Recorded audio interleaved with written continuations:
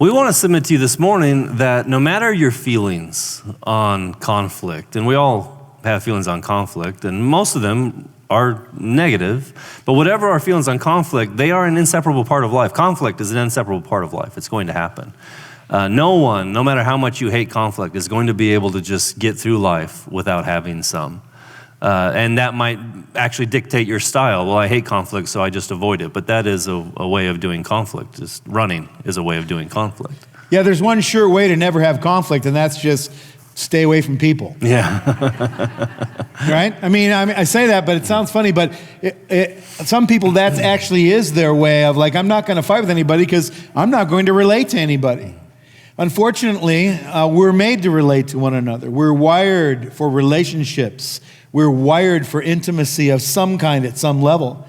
And of course, what happens is when we get close, then we realize. Great quote by a writer, Robert Louis Stevenson, many years ago. He said this, "By marrying, you have willfully introduced a witness into your life. You can no longer close the mind's eye upon uncomely passages. You must stand up straight and put a name on your actions." That's a great line. There's a witness now in my life. There's someone who's close to me that says, can I tell you what that looks like? Can I tell you what that just sounded like? Can I tell you what I felt when you did that, when you said that? That really hurt me. Why are you so, that seems rude. That seems harsh. That seems, fill in the blank. Let me throw another quote at you, this one from Saving Your Marriage Before It Starts, a book we recommend. It says, "Marriage causes us to submit to the humility of being known in all our phoniness and pride, in all our frailty and blackness of sin, and who cares really to be known that well by another person?" I love that.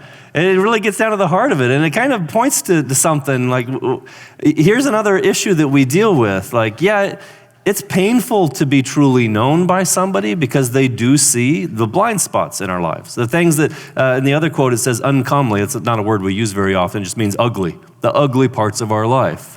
And when we introduce that witness and someone comes into our life in intimacy, well, now they see it. They see all of this. Another person sees it. And that can be painful. But you know what else is painful? Not having anybody know you. That nobody truly knows you. Loneliness is epidemic in our culture. Never have we put ourselves out there more. Right? We're all over the place. We're posting pictures, we're showing, we're giving details of all the things of our life, and yet we don't feel truly known. You can get thousands and thousands of those little hearts, those little likes, little thumbs up. I like that, I like that, I like that, and never feel known or loved because you haven't actually been intimate with another person. Or I can say something that's just wrong or rude, and if someone rebukes me for it, I'll just unfollow them. I'll just unfriend them, right? It's just simple. It's just a click of a button. But real relationships, personal relationships, aren't that easy. So they did this study at Brigham Young University among hundreds and hundreds of college-age students. And in this study, it was men and women. They asked them to describe, to kind of give a metaphor, conflict is like. They said, conflict is like what? Fill in the blank. We're going to give you a few of those just this morning. They had hundreds of answers. I just picked a few because I thought these were interesting. So the men said, conflict is like war. Conflict is like war. And you hear that there's going to be a winner and there's going to be a loser, and it's not going to be me. And the woman said, actually, conflict is like doing the tango. I mean, you hear the different ways of looking at this? I mean, you ever seen the tango dance? You ever seen that actually perform, this Argentine, this dance, where it's just this like, oh, that's so beautiful. Now, you have to learn how to do this, but man, when we get this down, this is going to be awesome. And the guy goes, no, it's just like war. That's going to make for a tough dance. Yeah. Now listen to another example. Conflict is like a game of charades. This is the man. Conflict's like a game of charades. And a woman says conflict is like negotiation, right? See the difference between the two? One is, hey, have you ever played charades? Like, it gets pretty heated, doesn't it? Why don't you understand me? and this, I love this stuff. What's another one? Next one is conflict is like boxing, a man says. And a woman says, conflict's like gardening. We're just pulling these weeds out of our life. Put that daffodil over there, honey. This is going to be beautiful when it's done. Just imagine that picture, a guy standing beside the garden. Faster! Yeah. Come on, fix it! And I'm like, hey, what? The two different perspectives is going to make for interesting conflict. I like this one. The guy says, conflict is like cooking. The more cooks in the kitchen, the more likely someone is going to get burned. Isn't that just like a logical kind of a thing that a guy would do, right? Like, hey, the answer is just get out of the way and let me do this. I'm in charge. I know what I'm doing. Famous last words of a man. I know what I'm doing. Watch this. I got this. The woman, however, says, no, conflict is like an iceberg. Like, what? What? We all know what an iceberg looks like, don't we? We're sailing along and the ship is going along just fine, and you get out into the North Atlantic somewhere, and there's this little cute white island, it seems like, in the middle of the ocean, but it's floating. And so we can get near that iceberg to snap a picture of a few penguins or something and think, nothing of it. But what do we know about icebergs? What do we know? Yeah, there's a whole bunch. Maybe it's bigger than we imagine. There's a whole bunch below the surface. There's a whole bunch below the surface. And we can leave that up there for just a second and think about this, that what I do is we sail towards each other, and I see this, looks like an innocent little white piece floating in the water. I can navigate this, but when I land on it, or when I touch it, I realize, there's a whole bunch here that I don't understand or that I don't see. And what might that be? We're going to talk about that here this morning. An artist once described it, that thing that we're describing, that these men and women are trying to describe. He's describing it with his wife as dancing through a minefield, right? Because there's something underneath the surface that could blow us up. And we think we're talking about this, like how come the socks didn't get where they're supposed to go? But then underneath it, there's something a whole lot bigger, and that little thing turns into something huge. And that's why I think that predominantly most of us are feeling like this is scary, negative stuff. We don't like conflict. So maybe we need to give a bit of a definition then for what do we mean when we say conflict. And conflict is this: when two opposing ideas run into each other. When two opposing ideas run into each other. This is the way I see it. This is the way you see it. That thing, how are those two things going to combine? Or are they combined? Are they just going to keep doing this over and over again? And I don't think it has to be. I think half the room or more than half the room said negative and many said positive. So I think conflict is sort of neutral. It doesn't have to be negative. It could very well be positive, but of course it depends on what's underneath the surface. The Swedish psychologist Carl Jung said, conflict creates the fire of effects and emotions. And like every fire, it has two aspects to it. One is it can light the way, or it can burn me horribly. Fire is not necessarily always bad. It has a lot of bad memories maybe attached to it. Depends on your experience and how you've handled fire before. But what if fire lights my way? What if fire helps me get out of the cave? What if fire warms me on a camp out or in that experience? I think it's a neutral thing. So because we would like to present it as a neutral thing, you might need to redefine it in your mind. Conflict might just have a bad definition in your mind.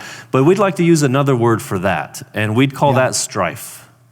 Strife isn't, we're not seeking mutual ground here. We're not seeking to, as our brother said, describe become a team or find cohesiveness. Strife is something different. It's to go into battle, to take up arms. And we know what war looks like. There's a winner and there's a loser. And so we're fighting to be the winner and to conquer. And that's not what we're describing when we describe conflict. We'd rather use a word like this, strife, to describe that. Strife is very different because strife thrives on selfishness. Strife thrives on this idea of, I'm going to win.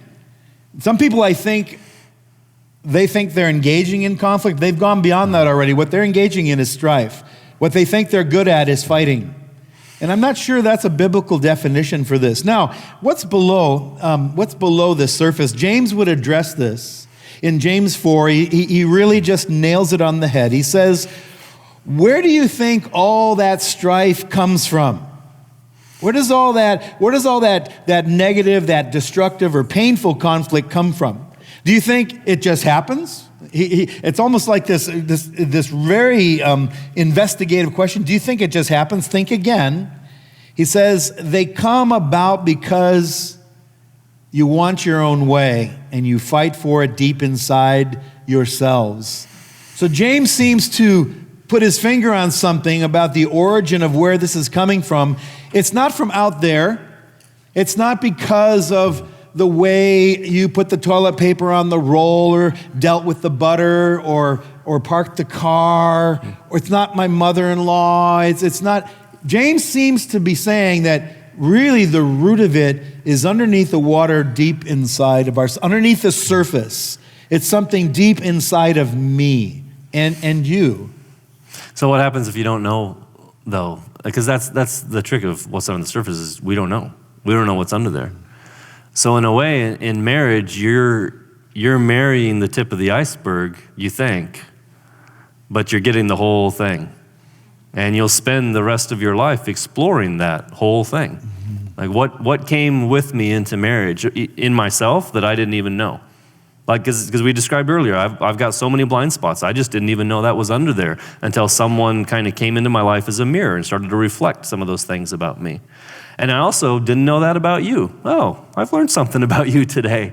And some of those discoveries are exciting and fun and enjoyable, and some of those discoveries are the reason why we make the commitment and the binding really strong in the covenant. So what are some of those things underneath the surface? We're going to touch on these really quickly. But one is unfulfilled expectations. This is and I want to say that as we get started here that we didn't find this in a book. I mean, I've seen it in books, but where we get this today is from real life with people. And trying to work with and help people over the years. I found that unfulfilled expectations, when two people come in and they move from a surface dating relationship, so to speak, and they move in together, there's all kinds of expectations, and we can't help but have expectations. Expectations are part of our lives. I don't go in with no expectations, but the problem is that what I expect and what you expect may not be the same thing. You know what I'm saying? What I thought it was going to be like it really collides with how it really is. I call that romance collides with reality. Just about the best word I've ever heard on this subject is spoken by J. Grant Howard. He says, we have the picture of a perfect partner, but we marry the imperfect person. Now we have two options: tear up the picture and accept the person, or tear up the person and keep chasing the picture. That describes so many marriage conflicts I've seen. Someone's just given up on the person, and they've decided, well, I'm going to tear up this person, and I'm going to keep chasing this perfect picture. Isn't it? You think about how aggravating this can be. Don't skip over this quickly. Think about how when you have an expectation about something and it's not met. Something as simple as going to a restaurant, as driving in traffic, as dealing with somebody across the table. You're expecting certain kinds of behavior, and when they don't, you're like, oh, I just felt my blood pressure go up. What is wrong with, don't you know how to drive? What in the world? Where's the customer service, right? And so all this stuff inside of me, my impatience, remember what we said? Or my selfishness or my stubbornness comes to the surface. It pops out. The crazy thing is sometimes the ugliest part of me pops out with the people that I love the most. The number two is this, unexamined lives. Jason mentioned this. That we go into life with blind spots that we all have, the hidden things.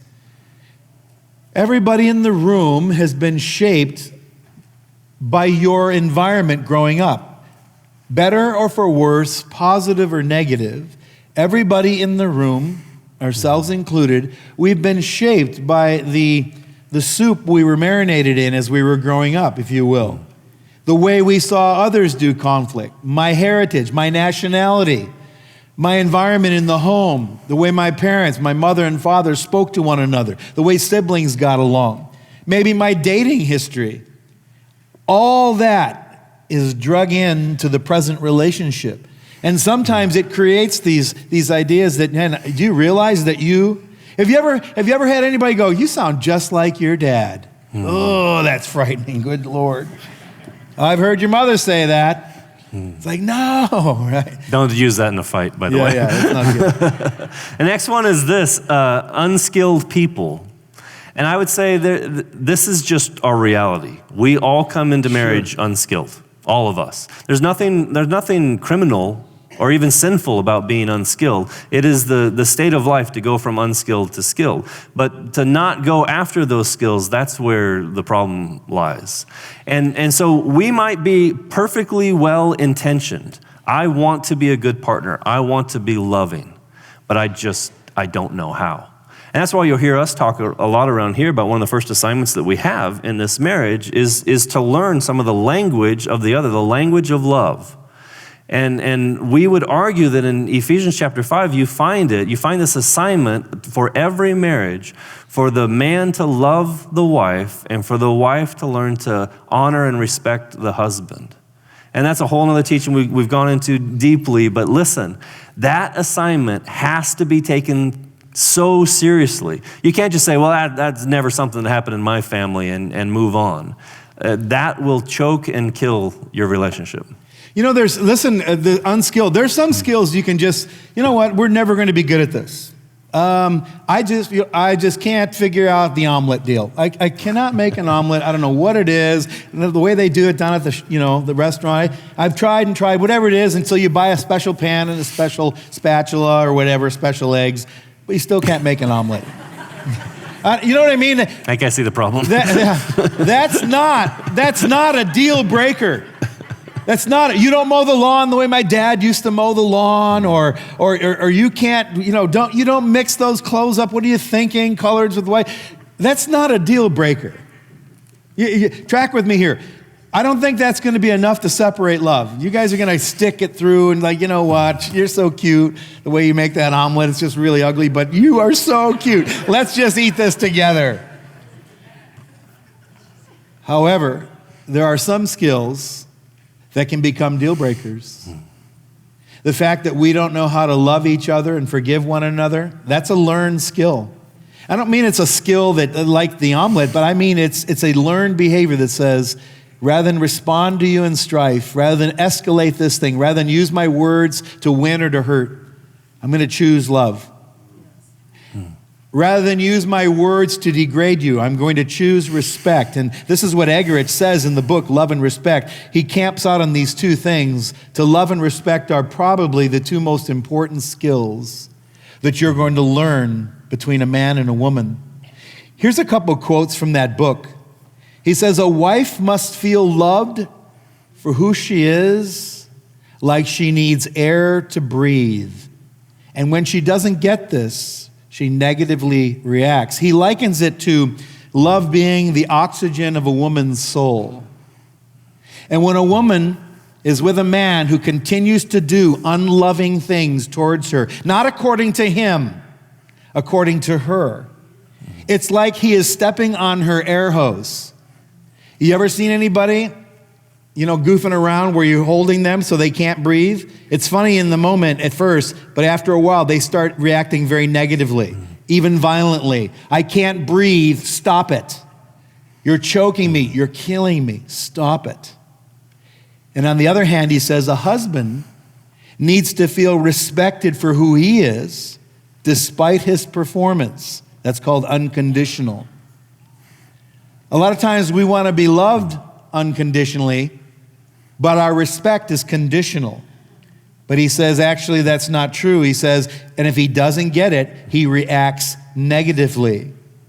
And here's one more quote from the book that I thought was interesting. A man won't feel loving to someone who he thinks despises who he is, just like a female won't respond sexually to someone who doesn't love them. You can just leave that there for a second. Do you hear this? That it's a skill. It's not a feeling. It involves feelings, obviously, but sometimes you have to just say to your feelings, you just shut up for right now, because I'm going to act lovingly towards you. What is it you need from me? You know what feeling? You just shut up right now. I'm going to move towards you. I'm going to touch you, even though everything in me is raging in anger, frustration. And you know what that takes? It takes grace. It takes a power that's outside of me. Another thing under the surface that causes conflict is unhealthy patterns and behaviors. So this is something that, when we say a pattern or a behavior, it's become ingrained. Matter of fact, it's sort of a knee-jerk response. I'm not even thinking about it.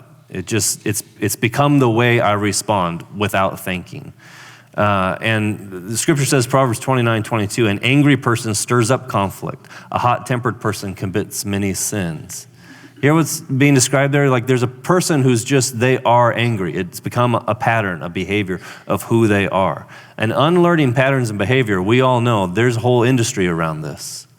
We get entrenched in these habits, and it takes incredible effort to change. But change can happen, though. Those things can be rejected or repented of, and new patterns and new behaviors be put in their place. Now, there's two words we're going to use here. We're not going to go to the next one yet. We're talking about patterns. Patterns are the grooves in the roads of our lives. You know what I mean? You've driven that old pickup truck on a country road that's been driven many times. You get on the road, you can let go of the wheel. It just that truck knows the route. It knows the grooves. You don't even have to steer. It'll take you where the road goes. These are patterns. John Gottman of the Marriage Institute up in Seattle, he describes 4 patterns. He calls them the 4 horsemen of the apocalypse. He says patterns that are destructive. We're going to get to the positive here, so hang with us. Don't get depressed, right? But the first one he mentions is criticism. Criticism is attacking your partner's personality or character with the intent of making someone's right and someone's wrong. I'm gonna criticize you, and I'm gonna find myself at the end of this, I'm going to be right. I have to be right. I need to be right. And it becomes like a very ingrown kind of a self-centered thing. It doesn't really look like what Ray was saying, like how can we both be better? It's just, how can I end up right on this side of the argument? The next one is defensiveness, seeing yourself as the victim. No matter what, I'm gonna make sure, I'm gonna defend myself. I'm not going to let that wall down and let conflict kind of do its job, but I'm going to make sure I'm unhurt here. So anything that I perceive as an attack is going to be defended against. And I'm going to make excuses to defend my position. I'm going to make excuse after excuse. Well, that's just the way I am, or you know what? It's my ethnicity, or it's my father, or it's my addiction, or whatever. But all he's saying, John Gottman is a fascinating read, by the way. What he's saying is, if he sees these chronically present in a relationship, he can predict with a 90% degree of accuracy whether a relationship will survive. It's frightening. You know, relationships are resilient, but we come to the end of ourselves. And I wish that wasn't true. I really wish it wasn't true, but life tells me otherwise. Reality tells me otherwise. There are some people that just say, I can't do it anymore. I can't take it. This other one is stonewalling. This third one of the 4 is withdrawing emotionally from the relationship as a way to avoid it, or a way to avoid even growing up. So I just kind of withdraw. And withdrawing can actually look active. Well, I'm just going to work more. I'm going to be gone more. I'm going to be involved with something else. But really, you've withdrawn from the relationship. And it's a funny sort of a thing. Sometimes it is just a passivity that says, well, you know, I don't know what else to do. I've tried everything there is to try. But really, it's a way of stonewalling. It's a way of avoiding. This is where being in a community is so powerful. Being in a life group is so powerful because, you know, when you're in a room with 12 or 13 other people, your patterns tend to come to the surface. And sooner or later in a men's group, someone's going to point to you and say, you know, you often seem to respond this way. Have you ever thought about maybe confronting that in your own life? Have you ever thought about examining that? The last one's contempt. Maybe the most poisonous of all of them. Attacking your partner's sense of self-worth with the intention to insult or get to the point where you're almost, it's abusive. To feel contempt, I don't know how many of us have ever just felt contempt before. And that can happen at a lot of different levels, right? You can live in a culture that has contempt for you. As a minority or something, you just feel contempt, and that hurts. It's terrible. But when the person who's committed to love you for the rest of their life, when they've covenanted with you and they've moved to a place of contempt for you, it is one of the most destructive and painful things we've ever seen in a person's life. I would say it's toxic. This last one is unhealthy choices, where we make a choice that either enriches or diminishes our relationship. And I think we all know what this looks like. I mean, these are occasional things, but nevertheless, they have a ripple effect in the relationship. A husband who knows, or a spouse who knows their work pace, the amount of time that their work consumes is affecting the marriage or the family, but they shrug it off. They just choose to, well, that's just the way it is. That's an unhealthy choice. Again, there are moments where we have to live with busyness, or moments where we have to maybe be outside the home, but someone who makes a choice that they know is negatively affecting the people they love, and yet they shrug it off thinking, well, listen, I've just found no one lives above the principles. Sooner or later, something that's painful or hurtful is going to bear the fruit. The last one is unpredictable circumstances. There's a reason why when we covenant, when we stand before the community, that we add as many of these things as we can. We say in sickness and in health, right? For richer and for poor. Yeah, what are we trying to do? We're saying, you know what? We don't really know what's ahead of us. We're young and in love, and we don't know what comes next. There could be an unpredictable circumstance that enters our life. So we're going to commit to now, not just the things we know are going to come of, oh, we're going to get older together, and we're going to do this or that together. We're going to have some challenging times raising kids together. But we also, no matter what, we're just going to decide to love each other. That's going to be the base foundation of where we start with every struggle and every problem that comes our way. There's a writer by the name of Pamela Brown. She says, you can tell a good surviving marriage by the expression in their partner's eyes, like those of sailors who have shared the battle against foul weather. I love that line. We, if you can leave it up there for a second, we, Monday nights, we've been having our Deep Purple class, and we have panels every night. And we had a panel just this last Monday, and we have a variety. Some had only been married a couple, 3 years. Others have been married 15, and the couple over here had been married 32 years. And they have this look. They have this look in their eyes. Just hit somebody up that's been married 25 plus years sometime, if you're younger here in the room, and just say, hey, you ever had any storms blow into your life? And watch the expression on their face. Oh, yeah. But this is what she's describing. It hasn't killed them. Maybe close, but they've come back from the brink. They've weathered the storm, and when they look at each other, they have a shared experience that is just rich. We're going to get into the way back quickly here. How do we come back? What are the positive things? What are the things we can do? Number one is you have to remember how you got into this in the first place. Remember your words. Remember why you loved each other. Remember what you said. Live the life you promised. You got to just go back. And sometimes that's a cold, emotionless, maybe unfeeling thing, but go back to the words. Go back to the life you promised. You know what I do? Every time an evangelist comes and wants to lead people in a prayer of salvation, I pray a prayer of salvation. Not because I think I just lost my faith or lost my relationship with God, but I'm rehearsing something that's happened in my life. I'm retelling the story of what happened there. And my wife and I, we do that. We remind one another. One of my birthdays, actually, my wife gave me was the best gift I think I've ever been given. It was just a little like 3-ring binder kind of thing that she'd just put a bunch of stories in. Just a bunch of testimonies, a bunch of things that have happened to us. Some of them were old emails that she printed out and stuck in there. And some of them were, newsletters that we'd written when we're on the mission field or just all kinds of stuff. And she just put on the front of it testimonies of God's faithfulness. And sometimes I've got to look at that. I've got to rehearse like, oh yeah. And we need to do that with our relationship, that we remember the commitment that I've made to her. Remember what we've gone through. and rebind myself to what we said. Sometimes it's just a practical thing. My wife and I have an anniversary fund. I throw quarters in the jar, dollars in a jar, and at the end of the year on our anniversary, we go away for a day. We go away for a night or two.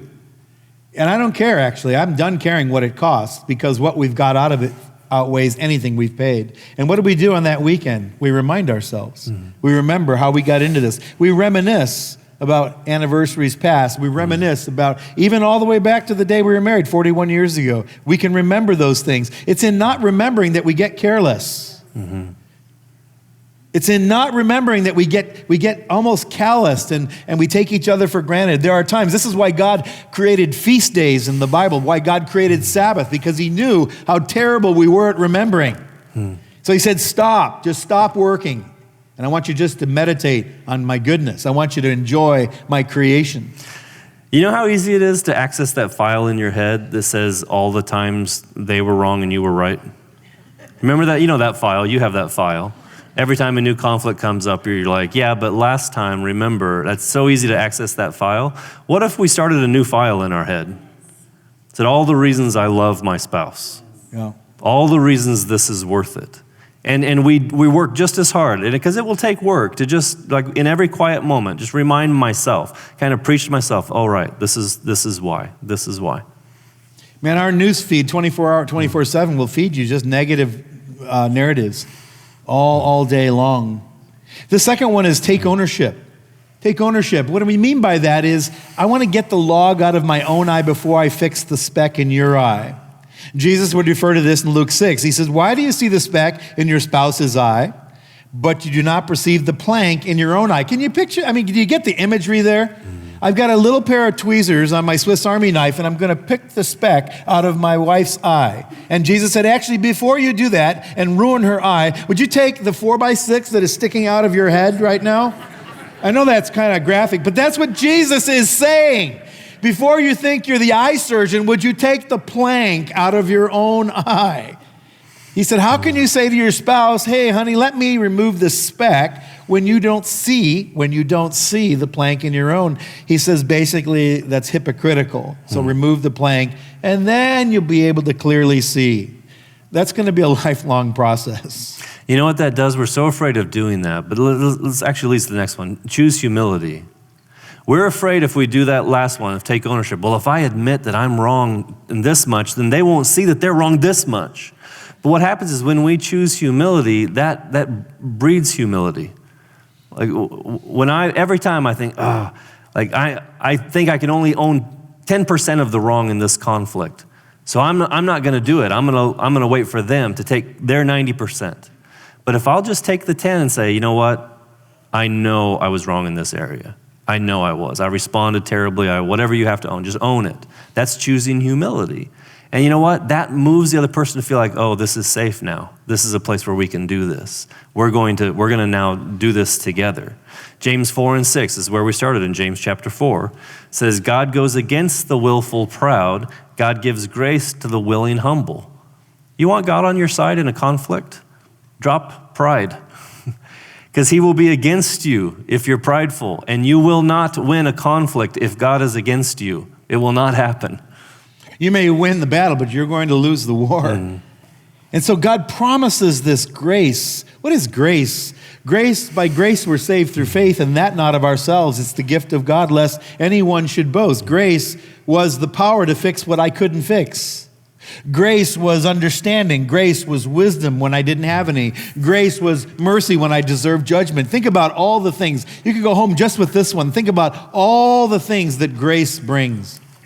And then think about, gosh, why can't I get along with my spouse? Oh, because there's no mercy, there's no understanding, there's no forgiveness, there's no tenderness. Maybe it's humility I'm missing. You ever been in a conflict with someone that just said, you know what, you're absolutely right and I'm wrong, I'm truly wrong. It almost disarms you. It's like, whoa, I thought we were going to fight. You mean you just admitted it? Yeah. It's disarming, isn't it? And this fourth one, if you can be careful here, it says, walk carefully, choose carefully. What we mean by that is in a conflict, it's easy to be reckless. Proverbs says, the words of the reckless pierce like swords, but the tongue of the wise bring healing. You can have a conflict that starts here, but you can make it worse here because you've cut and stabbed each other and you're just bleeding profusely. I use my words now, or I use my actions, or slamming the door, or making some noise, or fire, or anger. It just and that can bring it from a bad thing to make it a worse thing. Be careful. Think about the two things juxtaposed here: the recklessness and wisdom. What does recklessness look like? If you're driving reckless, you're going too fast. You're outrunning your headlights in a way. You're going faster than the conditions allow, and you're not paying enough attention. Well, we do that with our words. We get into, our heart rate goes up. Our adrenaline starts to rush. When we move into conflict, we just start going too fast. You just need to stop and slow down. Think about what I'm about to say is going to go into that person's heart. It's going to land in that person's heart. And I'm committed to love, to honor, to cherish that person for the rest of my life. Do I want that thing to go in like an arrow or to go in like healing? And too many times we're shooting arrows at one another. We're not working to heal one another, to grace one another. We're looking to win. We're going in like war, like strife, instead of like healthy conflict. Can I just mention a few specific things, what reckless words sound like?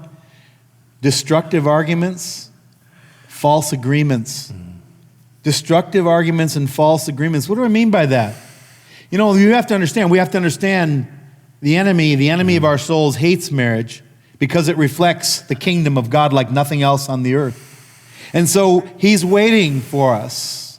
Peter would say he's like a roaring lion prowling about, looking for someone to devour. So he's waiting. And so in this moment of weakness, in this moment of pain or anxiety and a conflict, you know what? You married the wrong person. Oh, you know what? Maybe I married the wrong person. No, the truth is closer to maybe I am the wrong person right now. But what happens in that agreement is it gets into my head, or it gets into our head, and we throw out the divorce word, which is a very dangerous thing to do. You know what? Maybe I would be happier. You would be happier somewhere else. I hear people actually parrot things that I think that's a lie. Where did you hear that? I don't know. I just feel it.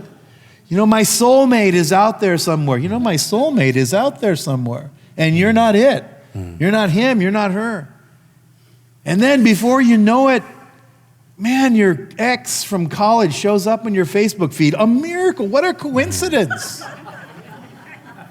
Maybe he was my soulmate. Maybe I did miss it. You hear what I'm talking about here? Destructive agreements. You'll never change. You'll never. People who use the word never should. Never use it? Never use it. What an unbelieving, degrading term. You'll never change. Who are you to say that? I will never forgive you. That's just raw, pure stubbornness right there. Because you've made an agreement with the devil. I think we underestimate how powerful words are. And if we do believe how powerful they are, we use them to tear down instead of to build up. But the same tongue, of the wise person, can bless and heal and encourage. They can reverse some of the pain that's been done in the past. Someone who's been told that before, and you're just repeating. You could just repeat that curse that's been cursed over them. You'll never change. Or you could be an agent of redemption with your words and say, you know what? I believe in you. I see God at work in you. I believe there's healing taking place, and you're a new creation in Christ. Those are powerful words. Worship team, come up. We'll give you the last one is make a sacrifice. And making the sacrifice, I want to say, usually doesn't come early. It doesn't come easy in the early years. In the early years of a marriage or of a relationship, my flesh doesn't move towards making the sacrifice. I just love my own way. I love it when I'm right. I love it when my wife serves me. I love it when I just get everything. It's just the natural little boy trapped in a human body, in an adult body in me. I love my own way. Making a sacrifice is an act of maturity. It's an act of something has grown up inside of me. Jesus would describe it like this. You've heard it said, an eye for an eye and a tooth for a tooth. That's how the world works, tooth and claw. Someone, poked out the eye, then you get their eye. Your tooth, their tooth. You know what? They did this, you get that. That's how the Old Testament, that's how the law works. That's what God had to do because he was dealing with such an immature group of people. I'm going to give you a law because you can't do this out of love. So you know what I'm going to do? I'm going to put boundaries. It's called the law. And you go outside the boundary, you get spanked. And then Jesus comes along and creates and introduces a whole new way of doing it. He says, I tell you, don't fight with an evil person or evil behavior. If someone slaps you on the right cheek, turn the other cheek. If someone wants you to go take your shirt, give them your coat. If they want you to go a mile, go 2 miles. I realize the scripture is in the context of cultural oppression, of the Jews being under Roman rule. Jesus was speaking these, but the principle applies. I'm not being treated the way I deserve to be treated. You could be absolutely right. But according to Jesus, he said there's a power available that will take you above and beyond your circumstance. When you're treated wrongly, I'm going to respond to my temptation is going to be to respond, I want your eye, I want that tooth. And Jesus said, no, I'm going to inject a grace here that says, man, if you'll do this, you're going to experience something that's supernatural. Hey, as we move towards communion and the sacrifice that Christ made for us, we've been talking about kind of two roads in a way. One road that's leading to destruction and another road that's leading to life. And the scripture says one road is wider, more people are on it. In some ways, it's an easier downhill road. And there's this other road, though, that leads to life. It opens up into a horizon that we call the kingdom of God or heaven. And that now would maybe be a good time, if you're in a relationship, to ask yourself that question. Which road is our relationship on? And maybe you've got one foot in one path and one foot in another. You're using some of the bad habits or bad patterns that lead to destruction. You've got a few of the godly ones in your tool belt as well. But I just had a feeling this morning that God was calling us to lay down our weapons and to pick up tools. Weapons destroy and tear apart. Tools build. So why don't you ask yourselves today, if you're here and you're married, you're in a relationship, or you're moving towards marriage or relationship, why don't you ask yourself this simple question, just to one another, on a scale of 1 to 10, how would you rate our relationship? You might find you're on the same page, or you might find, oh wow, I thought we were a 10. She said a number considerably lower than that. That's just going to lead to another conversation of what would it take? How do we get on that right road? What does it take to move it up to a higher number? And don't have that conversation at 11:30 at night when you're exhausted and haven't eaten all day. No. Give yourself time to have that conversation. Have the conversation before you get into trouble. Yeah.